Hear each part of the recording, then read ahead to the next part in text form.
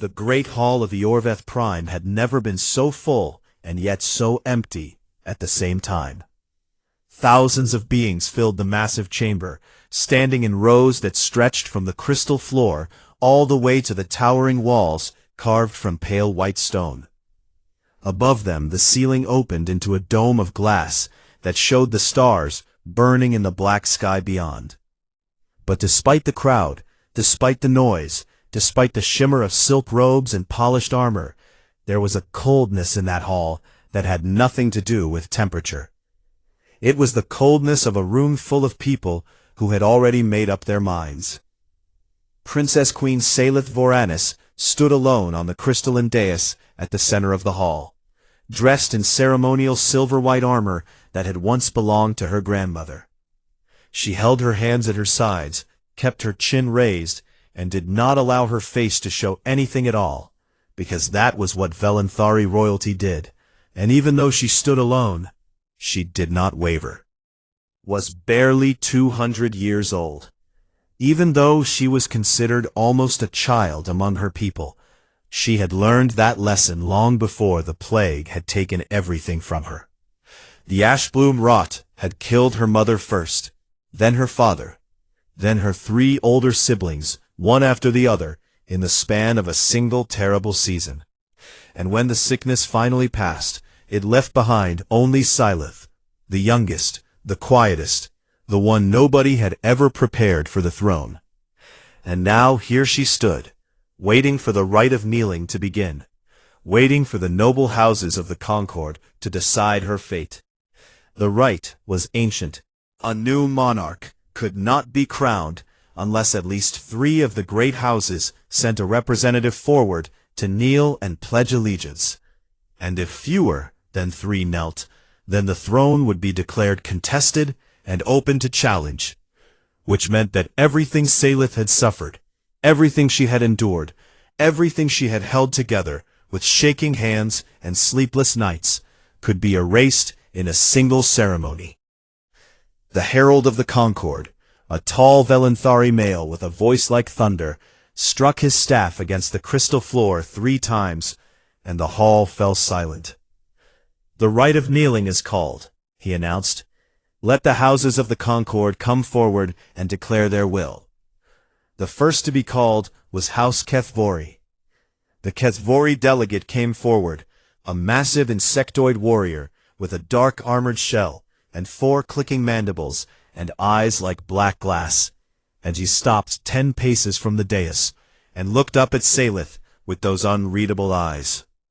Eyes for a long moment before he spoke. "The Kethvori do not kneel to untested rulers," he said, and his mandibles clicked sharply. "Show us your strength, and we will consider it, but today we do not kneel." He turned and walked back to his place, and the whispers began. The second house called was the Drayman Consortium. The Drayman representative was a sleek reptilian lord in robes of deep green, and he smiled with too many teeth as he bowed. Not a kneel, just a bow, shallow and careful, and said in a smooth voice that the consortium declared economic neutrality at this time, and wished the Princess Queen well in her future endeavors. It was the most polite refusal Salith had ever heard, and it cut deeper than the blunt rejection of the Kethvori, because at least the Kethvori had been honest. The third house was the Sheldin. The Sheldin envoy glided forward like a ghost, her translucent skin shimmering with soft blue light, and she stopped before the dais and simply closed her eyes and said nothing at all, and after a long silence she turned and drifted away without a single word, and somehow that silence was the loudest rejection of all. House after house came forward, and the answer was always the same, refusal dressed in different clothing, some polite and some cruel, and some wrapped in tradition and formality, but all of them carrying the same message: you are alone, you are weak, you are not enough. In the upper gallery, Grand Vassal Korath Thelenis watched it all with a smile that he did not bother to hide. Korath was everything Salith was not, old and powerful and connected, a Volanthari lord with 4,000 years of political alliances woven into his bloodline, and he had made no secret of his belief that the throne should have passed to him when the royal family died, and he had spent the last months making sure that every house in the Concord understood that supporting Salith was the same as opposing him. He leaned over to his aide and whispered something, and the aide nodded. And Korath settled back in his seat with the satisfied look of a man watching a plan come together exactly as designed. On the dais, Salith stood perfectly still as the last of the houses declared their refusal. She did not weep. Volanthari did not weep in public. She did not rage. That would give Korath exactly what he wanted. She simply stood there, absorbing every rejection with the quiet dignity she had been trained to hold since she was a child. And only she knew how close she was to breaking, how thin the wall between composure and collapse had become, how much it cost her to keep breathing when the weight of a dying dynasty pressed down on her shoulders like a mountain of stone. The whispers in the hall grew louder, and she could hear the word they used for her, Hollow Queen, and each time she heard it, something cracked a little more inside her. The herald struck his staff again, and his voice carried across the hall. Are there any remaining houses who wish to declare? Silence. Korath rose from his seat in the gallery, and opened his mouth to speak, to call for the formal abdication, to end this, to take what he believed was rightfully his. And then a chair scraped against the floor at the very back of the hall. Every head turned. In the farthest corner of the great hall, in the smallest and most insignificant section reserved for the most insignificant species in the Concord, a human stood up. Captain Ethan Rourke was not tall by Volanthari standards, and he was not impressive by any galactic measure. He was a middle-aged man with gray at his temples and scars on his hands, and a dress uniform that looked plain and simple next to the flowing robes and glittering armor of the alien nobles around him. And he served as the Terran Compact's attaché to the Concord, a position so minor that most of the beings in this hall did not even know it existed.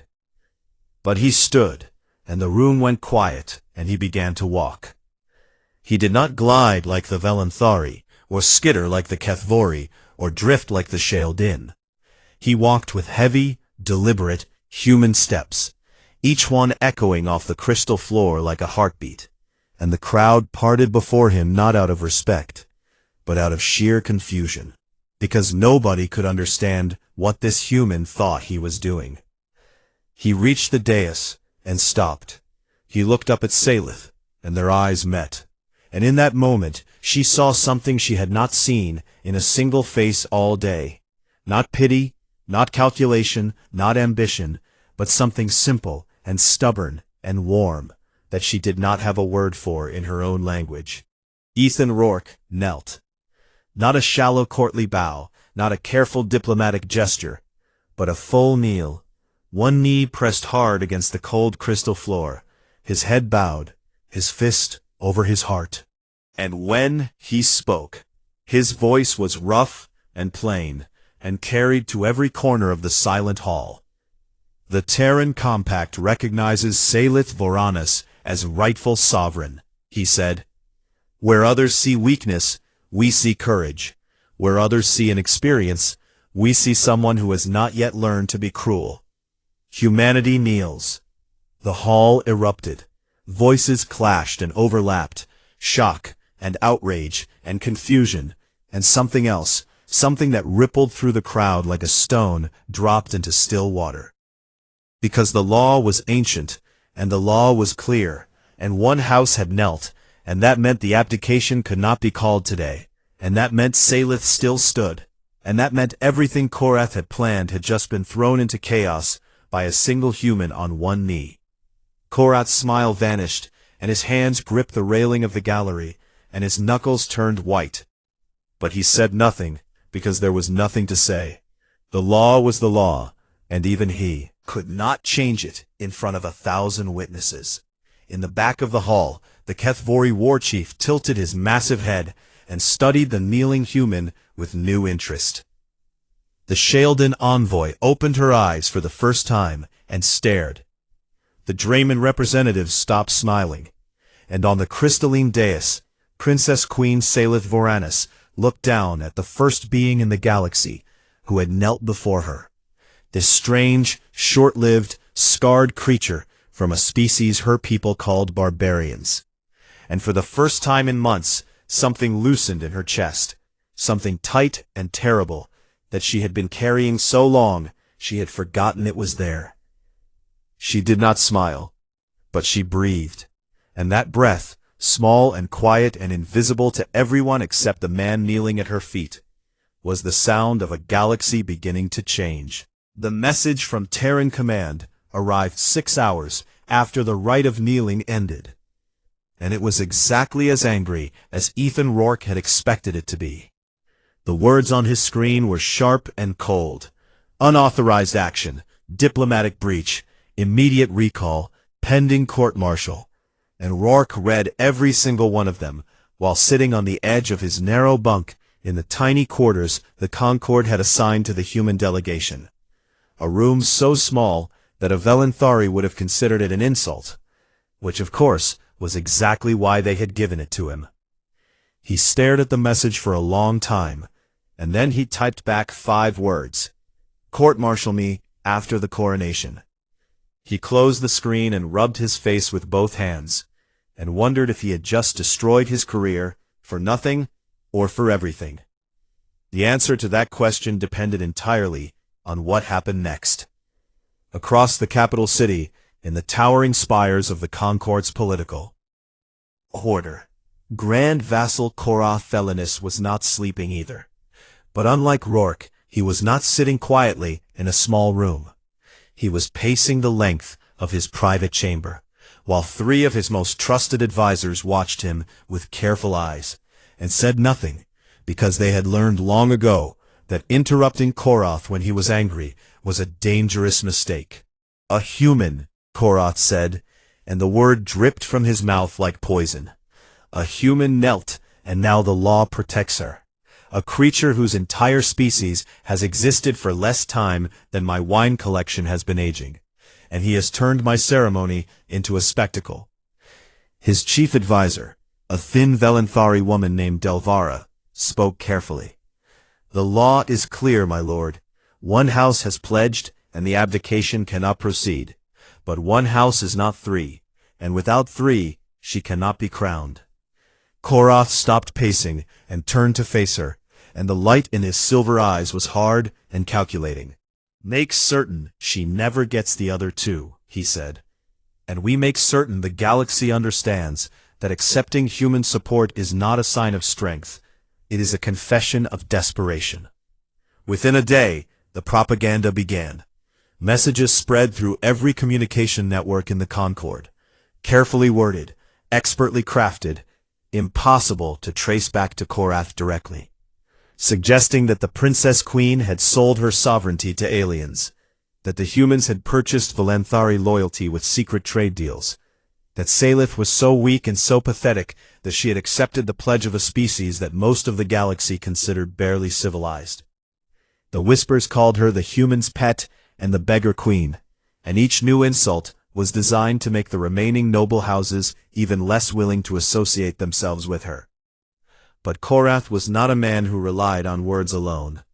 In the dark spaces between star systems, in the border regions where law enforcement was thin and oversight was thinner, things began to happen. Supply ships were raided, communication relays were destroyed, and a Velenthari border colony called Verit's Reach sent an emergency distress call reporting attacks from unidentified raiders who struck fast and vanished before anyone could respond. Korath had manufactured a crisis, and he knew that Salith had no fleet and no allies capable of answering it. And he intended to let the colony burn until the Concord had no choice but to declare her unfit to protect her own people. While the galaxy moved and shifted around these schemes, Salith summoned Rourke to the palace. He walked through corridors of white stone and crystal that seemed to glow from within, past guards who looked at him the way one might look at a stray animal that had wandered into a formal dinner. And he was brought to a chamber high in the central tower where the Princess Queen waited. She stood by a window that looked out over the endless gleaming city below, and she did not turn when he entered, and her voice when she spoke was guarded and sharp. "Why did you kneel?" she asked. Rourke stood at attention with his hands behind his back, and considered his answer carefully before he spoke. "Because it was the right thing to do," he said. "That is not an answer," Salith replied, and now she turned to face him, and her silver eyes studied him with an intensity that made him feel like every layer of him was being peeled back and examined. Every being in that hall had a reason for what they did. The Kethvori want military proof, the Draymen want profit, the Sheldon want leverage. What do the humans want, Captain? Territory? Trade routes? A seat closer to the front of the hall? Rourke met her gaze and did not flinch. "I knelt because everyone in that room was doing math," he said quietly, "and I just looked at you." Salith stared at him for a long moment, and something shifted in her expression. Not softening exactly, but a crack in the wall of suspicion, a tiny fracture that let a sliver of light through. Because sincerity was not a currency in Velanthari politics, and she did not know what to do with it now that someone had offered it to her. "You may have condemned your career for a gesture," she said. "Probably," Rourke admitted, "but I have been to a lot of places in this galaxy, and I have watched a lot of powerful people do terrible things because nobody was willing to stand up first. I got tired of watching."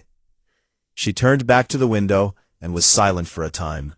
"Then you are either very brave or very foolish, Captain. My people have never been good at telling the truth." "Difference," he said, and something that was almost a smile crossed his face, though it did not quite reach his eyes. In the days that followed, Rourke did something that baffled every intelligence operative in the capital. He began gathering information, not through surveillance or hacking or bribery, or any of the sophisticated methods that the great species of the Concord employed, but through the most human method imaginable. He talked to people. He visited the lower levels of the capital, where the servants and dock workers and maintenance crews lived and worked, the people who kept the great machine of the Concord running, but whom the nobles never bothered to notice. And he sat down with them, and asked questions and listened, really listened, with his full attention, nodding and asking follow-up questions, and remembering names, and buying drinks, and telling stories of his own. It was such a strange approach that the Sheldon spy assigned to monitor him, an envoy named Ishara, with translucent skin and psychic abilities that could read the surface thoughts of most species, found herself completely confused by what she observed. She could read his mind, or at least she tried to, but human minds were nothing like the orderly crystalline thought structures of the Velanthari, or the rigid hive patterns of the Kethvori. Rourke's mind was chaos, a storm of overlapping emotions and memories and plans and doubts, all tangled together like cables in a box, and she could not sort through it fast enough to find anything useful.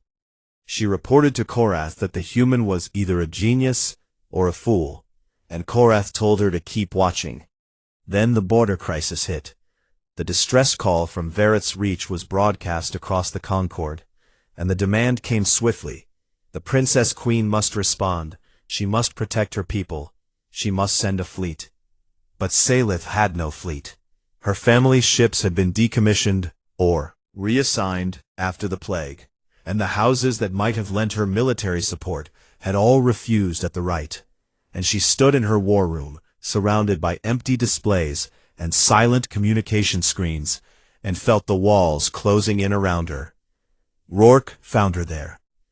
"I have 3 frigates and a destroyer," he said. "They are small, and they are old, and they are not much, but they are mine to command, and I am offering them." Salith looked at him like he was mad. 4 ships against an unknown raiding force, she said. "That is not a rescue, Captain. That is a suicide mission." "Maybe," Rourke said, "but where I come from, we have a saying. It is not about the size of the dog in the fight. It is about the size of the fight in the dog. He led his 4 human ships to Varith's Reach, and what followed was something the galaxy had never seen before. The raiders, funded secretly by Korath, had 12 fast attack vessels and expected no resistance. And they were right to expect none from any conventional force. But Rourke did not fight conventionally. He used electronic warfare to scramble their communications so they could not coordinate. And he broadcast false sensor readings to make his 4 ships appear as 40. And he deployed psychological operations that filled every channel with surrender demands in 6 different languages. And when the raiders tried to regroup, his ships hit them in quick slashing attacks, and then vanished before they could return fire. It was messy, and it was loud, and it was absolutely nothing like the elegant precision warfare that the Concord's noble houses practiced. It was human warfare, chaotic and adaptive and relentless, and it worked. But the thing that shocked the galaxy was not the tactics. It was what happened after the raiders broke and scattered. Rourke's ships stopped firing immediately and began broadcasting rescue signals. And they picked up escape pods from the enemy ships, and they treated the wounded raiders alongside their own wounded. And when asked why he was saving the people who had just tried to kill him, Rourke simply said, "Because they are people." The colony was saved, and the raiders were captured, and the crisis was over, and it had been won by 4 human ships that should have had no chance at all. In a command center on the Kethvori homeworld, a war chief with a scarred carapace watched the footage of the engagement for the 3rd time, and leaned back in his chair, and made a low clicking sound that his translator rendered into a single word. Korath struck back with the oldest weapon in the Concord's arsenal, the law itself. He stood before the full assembly of the Concord 3 days after the border victory, and invoked something that had not been used in 4,000 years, the trial of sovereignty, an ancient legal challenge that forced any contested monarch to prove their fitness to rule through 3 tests. And if the monarch failed even one of those tests, they would be stripped of their title permanently, with no appeal and no second chance. The hall erupted in shock, but the law was clear, and the Concord could not refuse the invocation. And when the noise died down, the terms were read aloud. Test 1, Military Command. Test 2, Economic Stewardship. Test 3, The Right of Truth, a psychic examination of the monarch's inner mind, and Salith would have 30 days to prepare.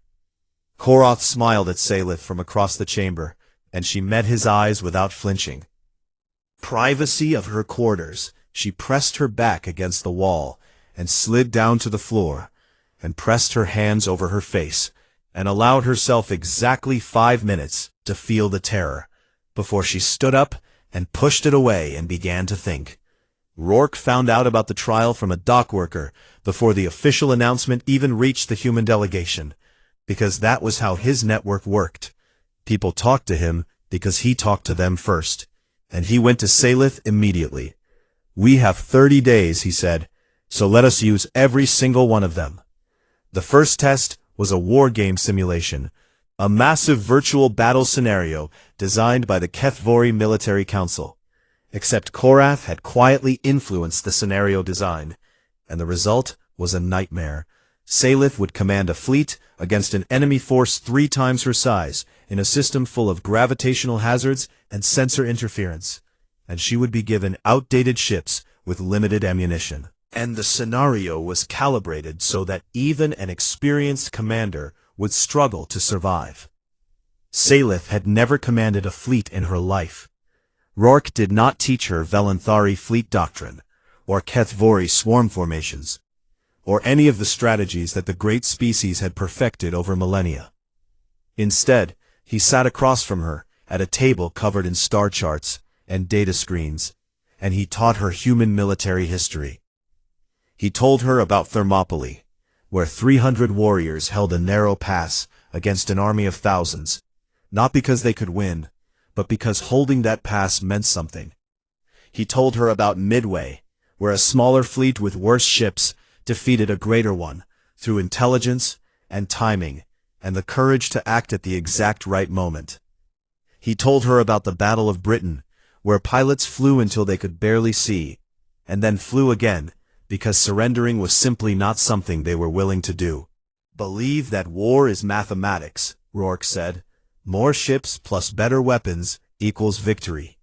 But my people learned something different a long time ago.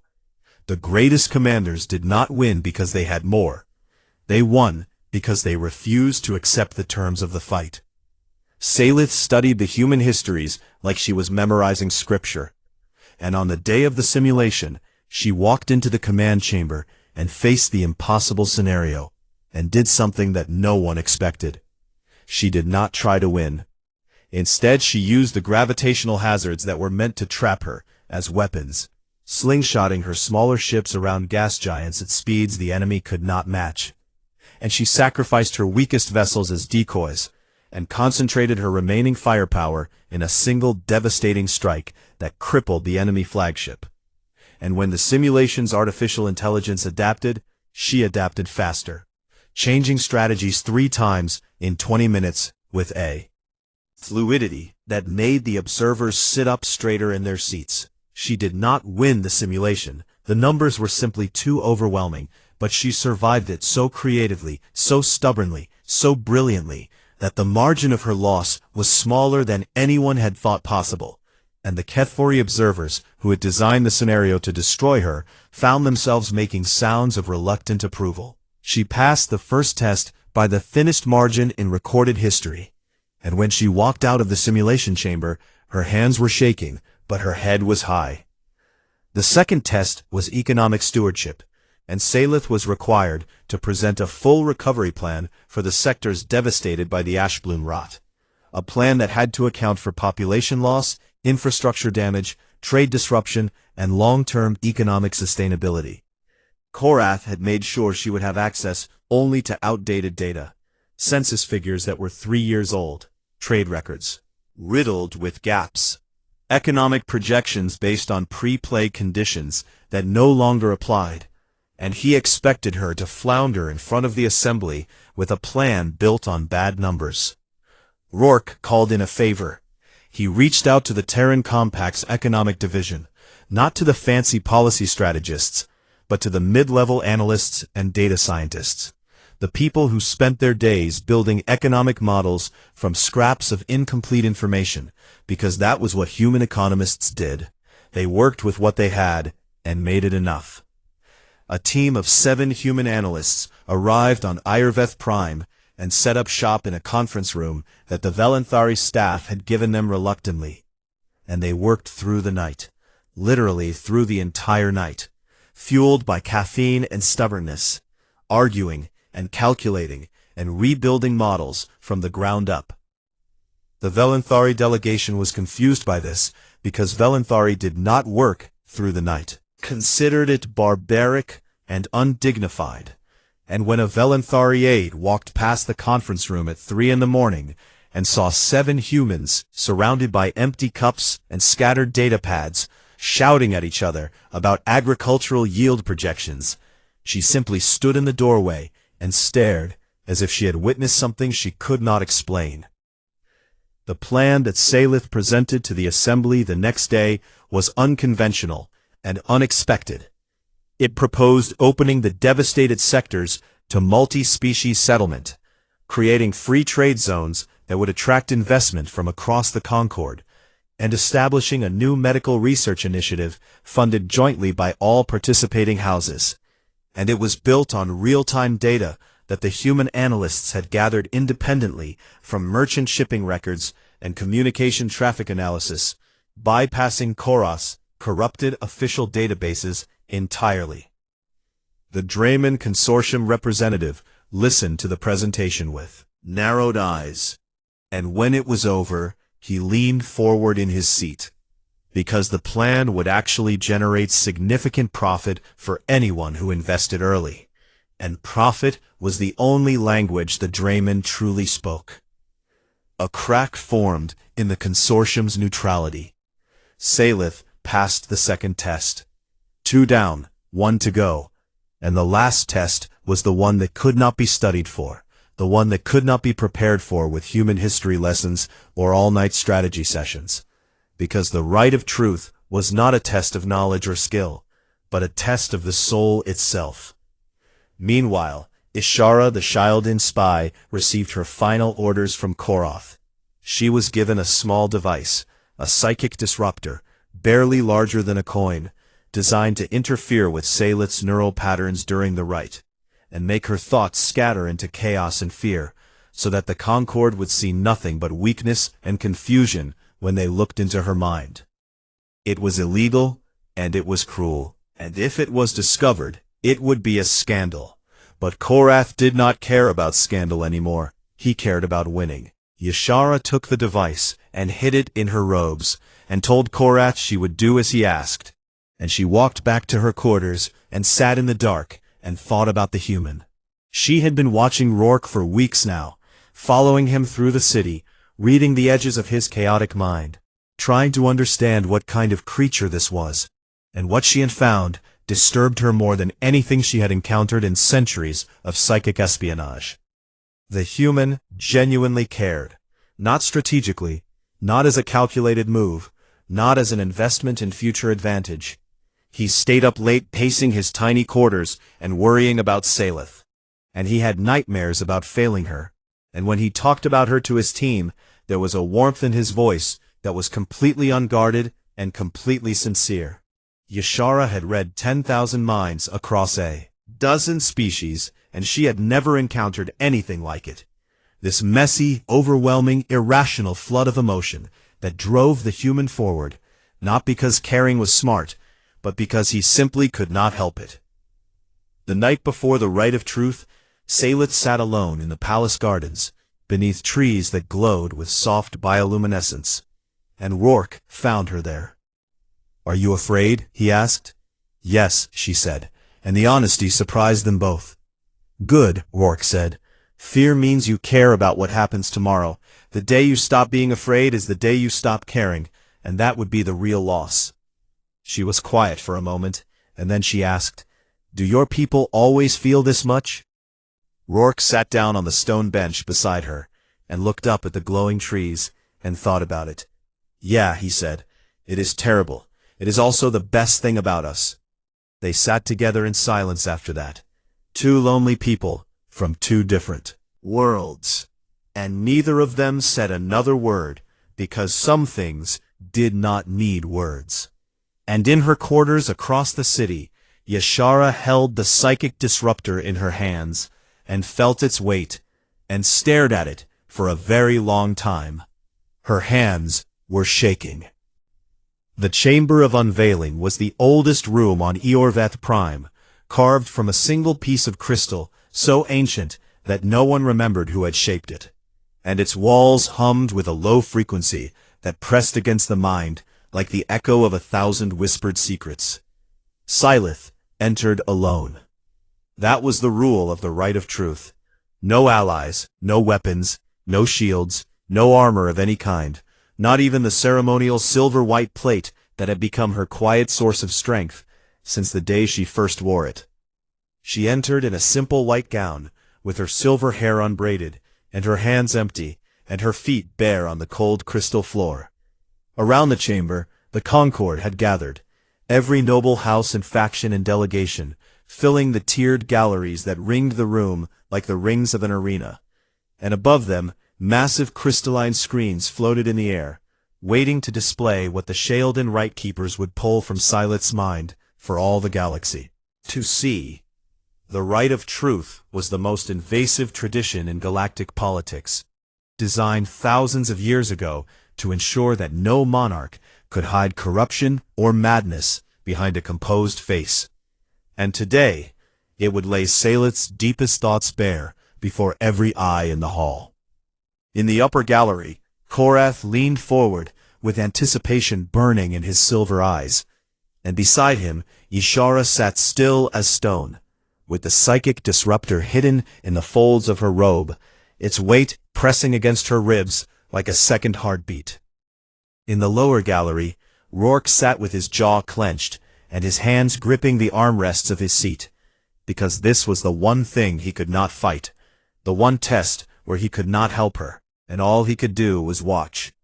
The Sheldon Right Keepers, 3 ancient psychics, with skin so translucent that the light of their neural activity was visible beneath the surface like slow lightning, positioned themselves around Salith, triangle, and raised their hands and closed their eyes, and the air in the chamber vibrated, and the crystal screens flickered to life. Korath expected to see fear. He expected to see doubt and desperation, and the secret desire to abandon the throne and flee, because that was what he believed Salith truly was beneath her composed exterior. A frightened child playing at being queen, and he had designed every moment of the last months to ensure that fear was all she had left inside her. What the Concord saw instead was grief. It came first as a wave of color and emotion across the crystalline screens, deep violet and midnight blue swirling together in patterns that every being in the room could feel as much as see. And within the colors there were memories, raw and vivid and terrible in their beauty. They saw Salith's mother teaching her the names of the stars from the palace balcony. They saw her father's hands guiding hers as she learned to hold a ceremonial blade. They saw her siblings laughing at a private joke she could no longer remember the words to. And then they saw the ash bloom rot take them away one by one. Her mother's silver skin turning gray, her father's proud voice fading to a whisper, her eldest sister's hand going limp in hers during the last night. The grief was immense and raw, and it filled the chamber like floodwater, and the nobles in the galleries shifted in their seats, because this was not what any of them had expected. They had come prepared for political weakness, for secret ambitions, for the kind of corruption that could be exploited and used, and instead they were looking at a young woman's shattered heart, laid open like a wound. Then, beneath the grief, they saw something else. They saw loneliness, months of it, vast and echoing, walking through empty halls where voices used to be, sitting in council chambers where no one would meet her eyes, standing on that dais at the right of, kneeling, while house after house turned away. And somewhere beneath the loneliness, there was a question she asked herself every night in the dark. Am I enough? Korath smiled, because he thought this was the weakness he needed, but the rite was not finished. Beneath the grief and beneath the loneliness, the screens found something deeper, a core of burning white light that pulsed with a steady rhythm like the heartbeat of a star. And when the rite keepers pulled it to the surface, the entire chamber felt it. It was not ambition. It was not hunger for power, or desire for revenge, or any of the things that usually drove beings to fight for thrones. It was a need so fierce and so simple that it cut through every layer of political complexity like a blade through silk. The need to protect her people, to shield them from suffering, to be the thing that stood between them and the darkness, because no one had stood between her and the darkness when the plague came. And she would die before she let another person feel what she had felt in those terrible empty months. And beneath even that, at the very deepest level of her being, where no mask could reach and no training could shape, there was something that made the Sheldon Rite Keepers open their eyes in surprise. A core of absolute, furious, unbreakable refusal. Refusal to become cruel. Every loss, every insult, every rejection, every whispered hollow queen, all of it pressing down on her like a weight designed to crush compassion out of her, the way the galaxy crushed compassion out of every ruler eventually. And she had held it all, and she had not broken, not because she was too strong to feel it, but because she chose, every single day, to feel it and still be kind. The chamber was silent. In the gallery, Rourke was gripping the armrest so hard his knuckles had gone white, and there was moisture in his eyes that he did not bother to hide. Came. Yashara's hand moved inside her robe, and her fingers closed around the psychic disruptor. And she felt the smooth, cold surface of the device. And she looked at the screens, showing Salith's naked soul, and she looked at Korath's face, eager and predatory and hungry, and something inside her that had been bending for weeks finally snapped. She pulled the device out of her robe, and she dropped it. It clattered against the floor of the gallery, with a sound that echoed through the silent chamber like a gunshot, and every single head in the room turned toward her, and Yashara stood on legs that trembled, and spoke in a voice that carried to every corner of the Chamber of Unveiling. "I was ordered to sabotage this rite," she said. "I was given a device to scramble the Princess Queen's thoughts and make her appear unfit. I was ordered to do this by Grand Vassal Korath Felenis." She turned to face Korath, and her translucent skin blazed with light. Psychic energy surged with the force of her conviction. "I have seen her mind," Yashara said. "It does not lie. I cannot say the same for yours." The hall exploded into chaos. Korath's face twisted, and the mask of calm sophistication he had worn for centuries cracked open to reveal the raw fury beneath, and in that moment of exposure he made the decision that he had been holding in reserve. He stopped pretending.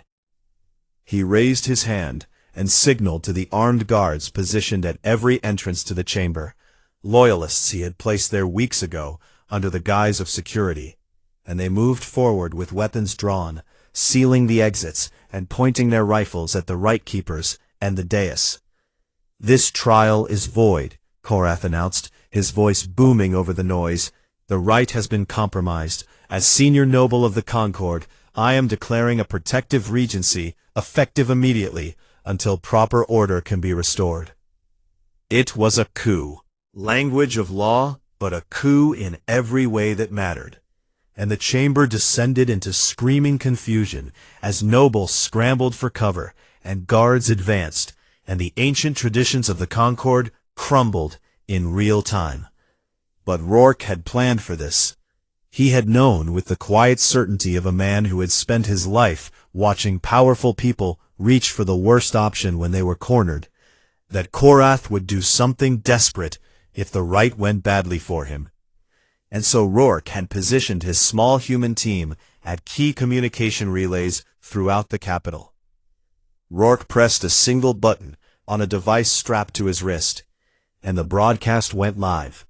Every screen on every ship, in every station, in every colony across the entire Concord, from the gleaming core worlds to the ragged frontier settlements, lit up with the feed from the Chamber of Unveiling, and the galaxy watched in real time as Korath's soldiers surrounded the dais where the Princess Queen stood barefoot and unprotected, and they watched Ishara's confession play on repeat, and they watched a grand vassal attempt to steal a throne by force. Rourke had turned the most private ceremony in galactic history into the most public trial of character the Concord had ever witnessed. Korath saw the broadcast indicators light up around the chamber, and his face went pale because he understood immediately what had happened. He was no longer staging a quiet coup in a sealed room. He was committing treason in front of billions of witnesses. And then the doors at the far end of the chamber shattered inward. The HFY war chief marched through the wreckage with his personal guard behind him, 12 massive insectoid warriors in full battle armor.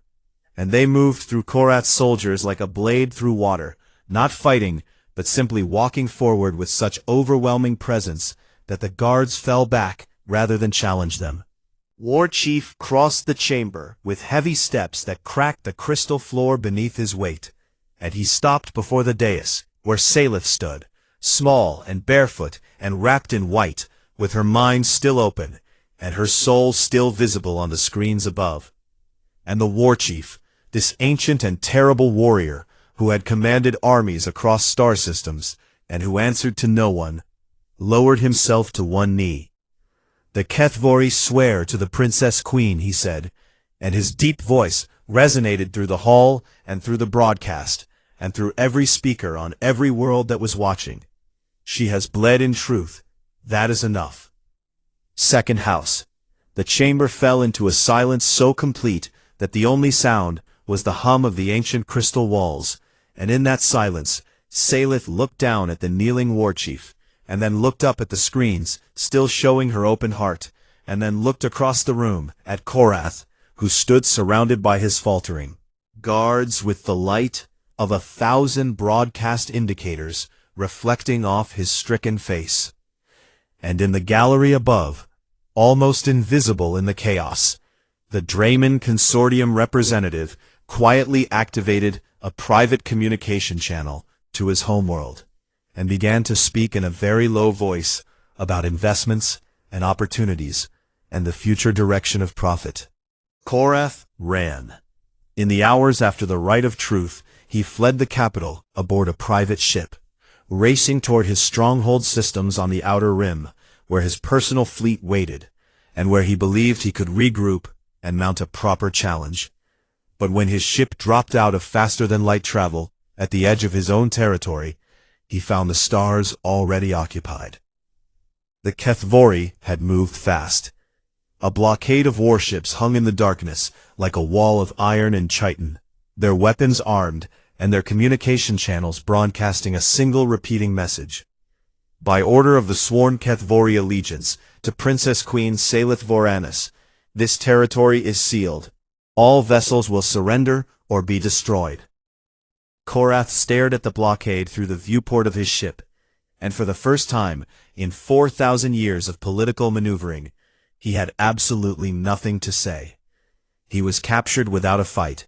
His crew surrendered the moment the first Kethvori boarding shuttle locked onto the hull, and he was brought back to Iorveth Prime in restraints, walking through the same corridors he had once strode through like a king, past the same people who had once bowed to him and who now watched him pass with silent stares that held no pity and no satisfaction, only a quiet kind of recognition that power built on cruelty always ends this way.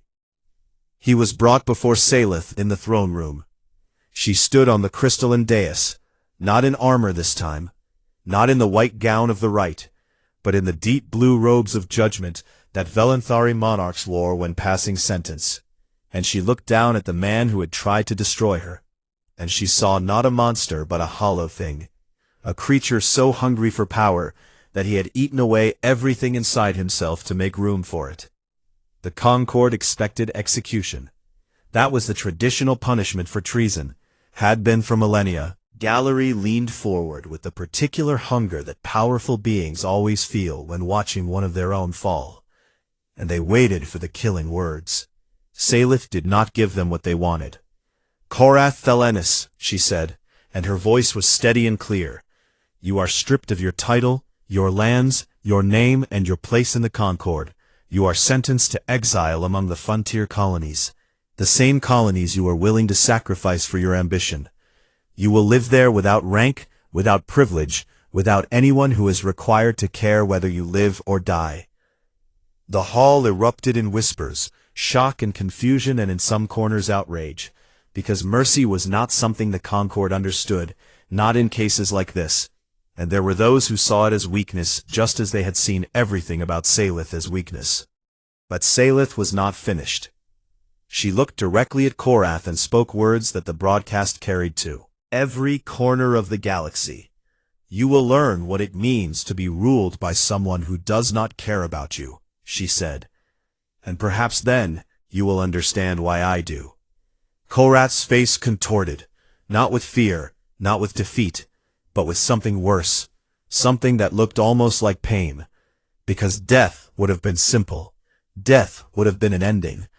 But this was a sentence that forced him to live with the truth of what he was, surrounded by the consequences of what he had done, and there was no escape from that kind of prison. He was led away in silence. 3 days later, the Drayman Consortium made its move. The Consortium representative, the same sleek reptilian lord who had smiled his too wide smile at the rite of kneeling and declared polite neutrality, arrived at the palace requesting a formal audience, and when he was brought before Salith, he carried with him not just the Consortium's Pledge of Allegiance, but a gift, charter, a massive document of economic agreements that granted the Ashbloom-devastated colonies priority access to consortium reconstruction funding, established new trade routes through the recovering sectors, and opened investment channels that would bring resources flooding into the parts of the Concord that needed them most.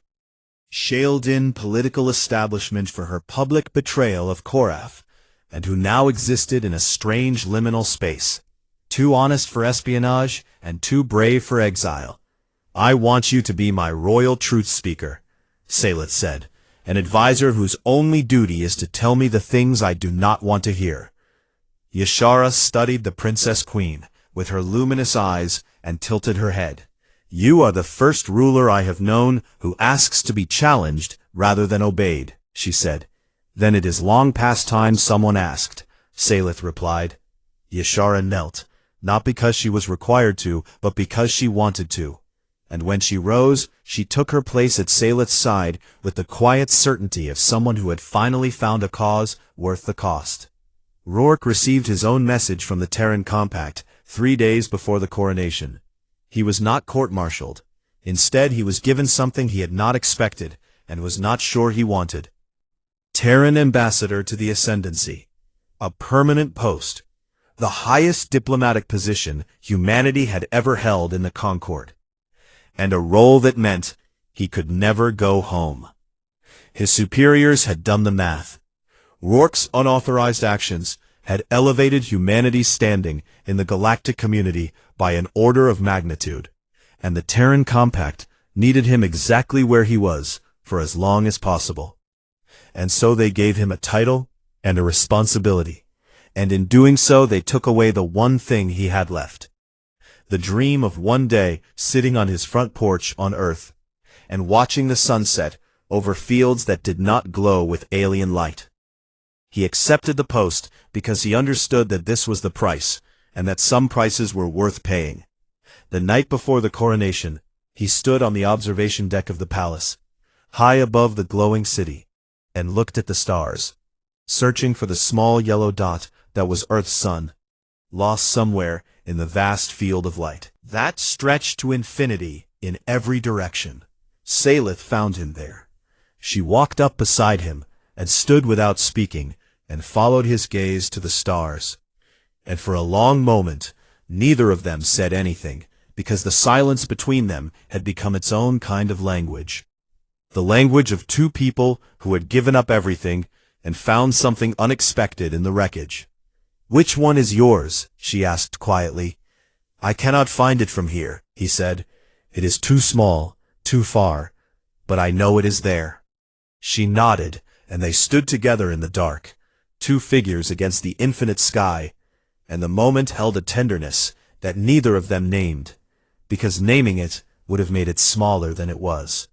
The coronation took place on the crystalline dais where it had all begun, in the same great hall that had witnessed the rite of kneeling. But Salith had made changes that the Concord would be talking about for generations.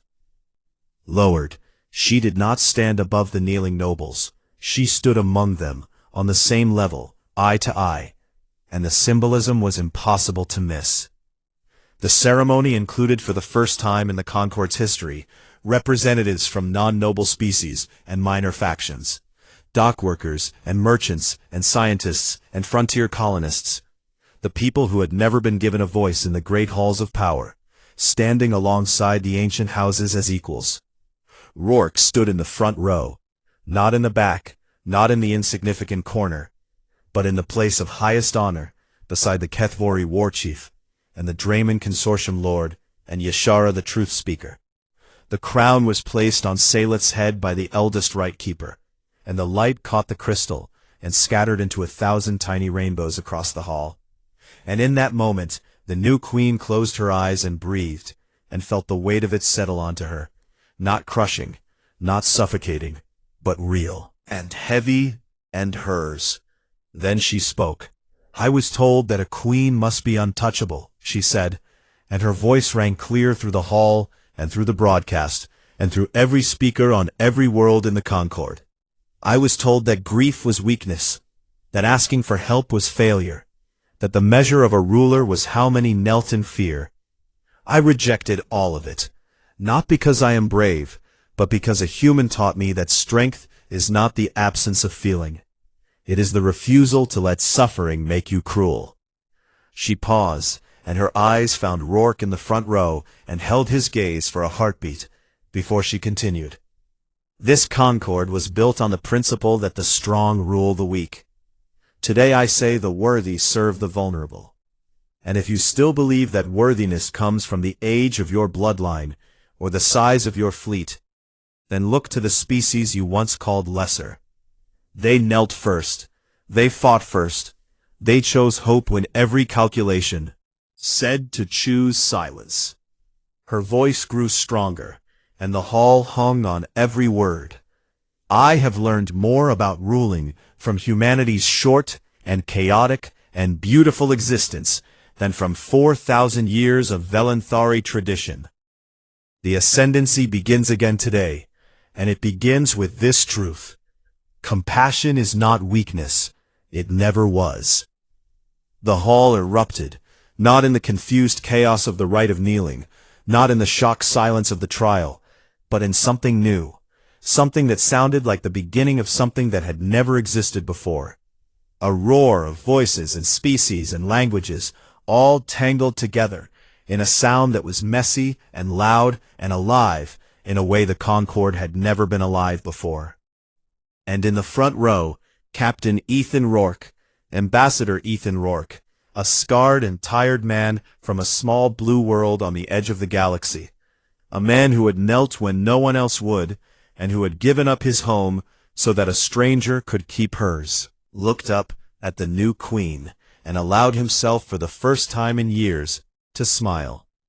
Not a practiced diplomatic smile, not a careful political gesture, but a real one, warm and crooked and human, and it was the kind of smile that said everything words could not, the kind that carried in it the full, messy weight of what it meant to care about something bigger than yourself. The galaxy had changed, not because humanity had conquered it, or outfought it, or outsmarted it, but because one human had knelt on a cold crystal floor and refused to be ashamed of caring, and in doing so had reminded an entire civilization of something it had forgotten a long time ago. That the bravest thing anyone can do in a universe full of darkness is to choose, stubbornly and foolishly, and with your whole impossible heart, to be kind.